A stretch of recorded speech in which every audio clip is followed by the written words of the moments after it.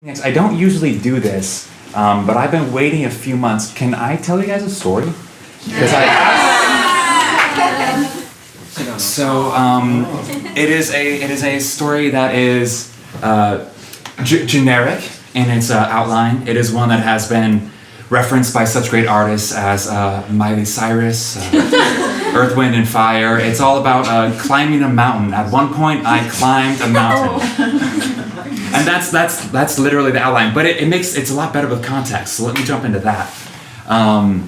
So last summer was one of the more difficult times of my life. Nothing really went wrong within the summer. It was just that nothing was going as expected, and that was fairly difficult for me to deal with at a lot of times.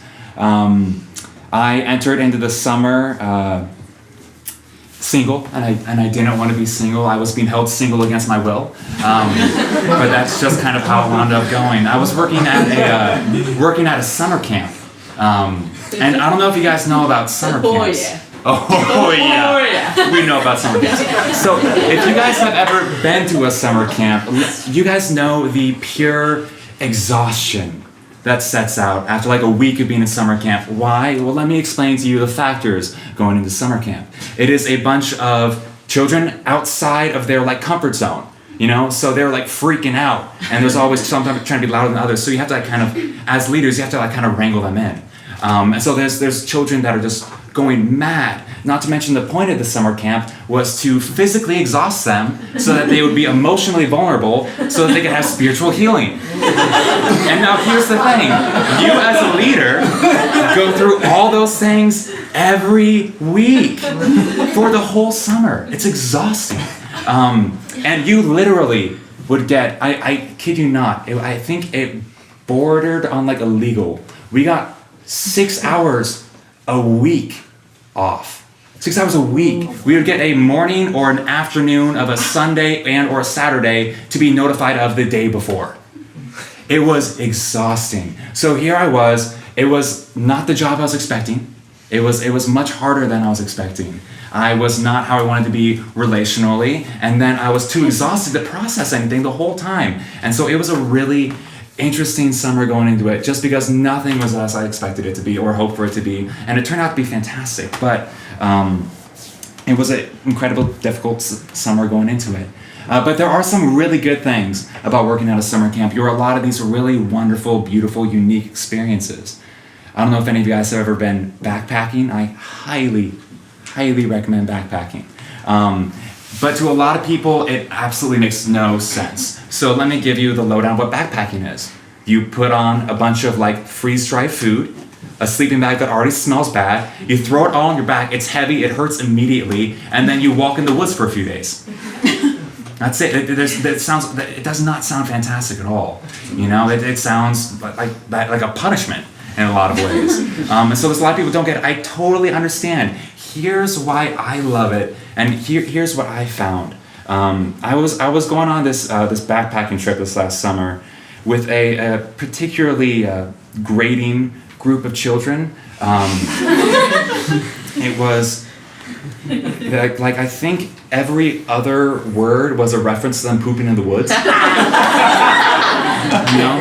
And they played Mafia every spare moment, which, don't get me wrong, Mafia's great twice. It just got so, it was a lot. But I had the pleasure of being with this fantastic guide who was helping it along, one of the most patient, centered people I've ever met in my life. And the thing about backpacking is you're allotted a lot of time, because like I said, you have a lot of weight on your back and you just walk for hours. And with those hours, you have a lot of like mental space to think, which could be dangerous, you know? But for me, I really needed it because I wasn't really allowing myself any time to process. But with this other guide, what would happen is as this troop of kids were walking in front of us, chanting these half-formed, incredibly repetitive, like marching songs, which I don't know how they can make the woods so evil, but anyway.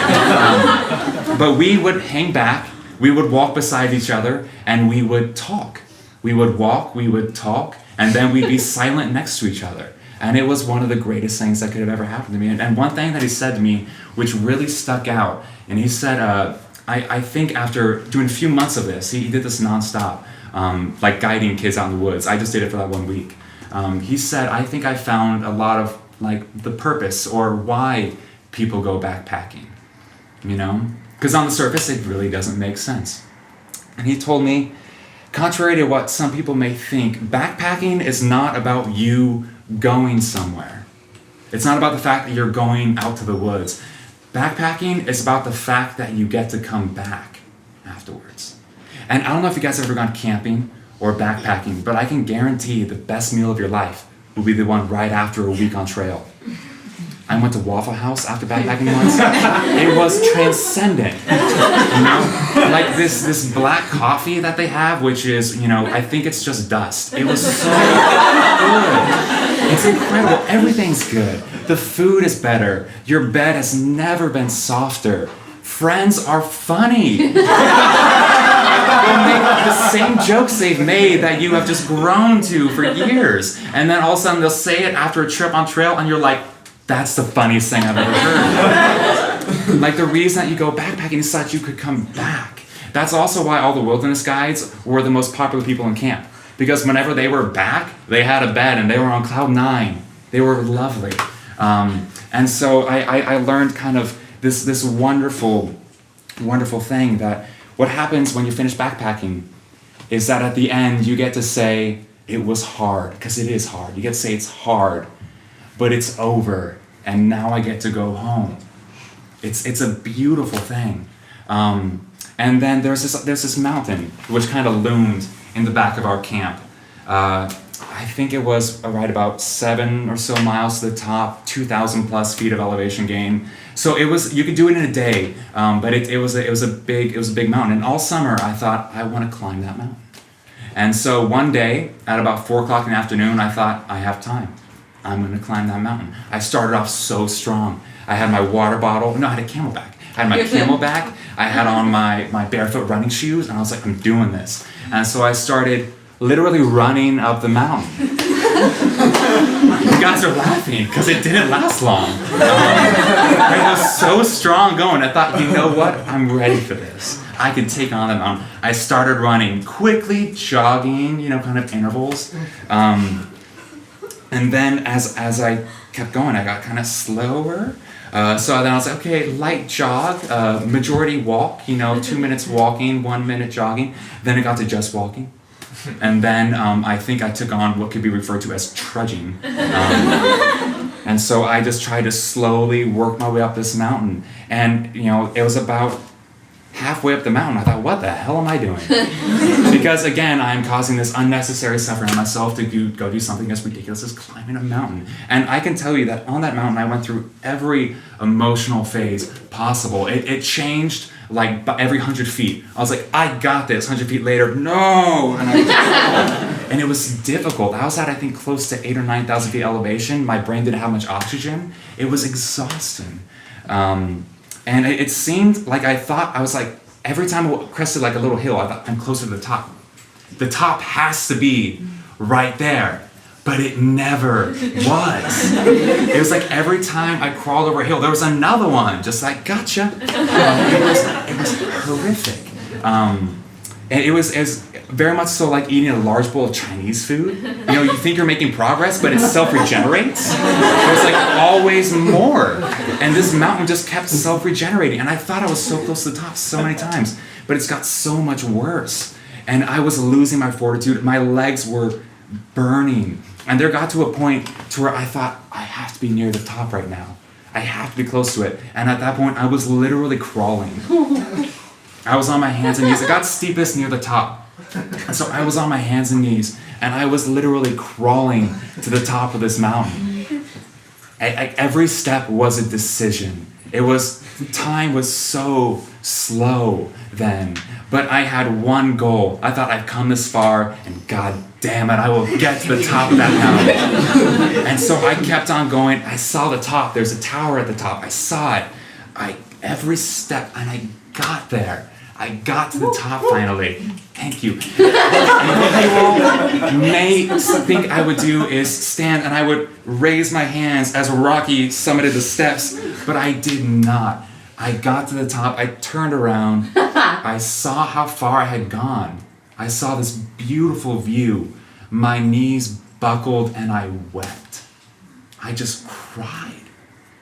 And I can't really tell you why, but I was just weeping. I was the only one on this mountain, and I thought if someone else comes up, this is going to be such a sorry sight. A puddle of a very pale man crying on top of the mountain.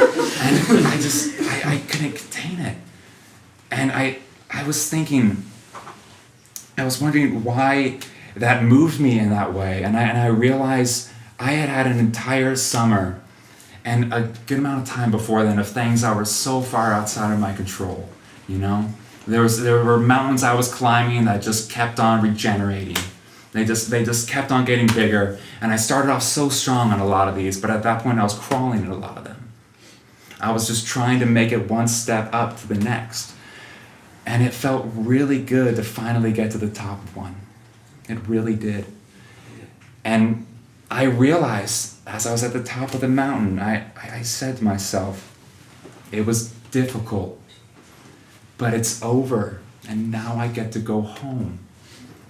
And I started walking down. I recommend every time you go through a big emotional revelation, walk for 7 miles afterwards. They'll keep hitting you. But I was walking down this mountain, and the crying didn't stop. It stopped at points, but then it would just hit me again. And I passed a few people. They were very kind about it. But I was walking down the mountain, and I realized something, that much like my troubles of the summer or climbing that mountain, if there's one thing I'd want to hold on to in my final years, as I'm done and I look back on my life, however it turned out, however difficult it was, however mountains I'm still crawling on, at the end, I want to be able to look back and know that it was difficult, but it's over. And now I get to go home.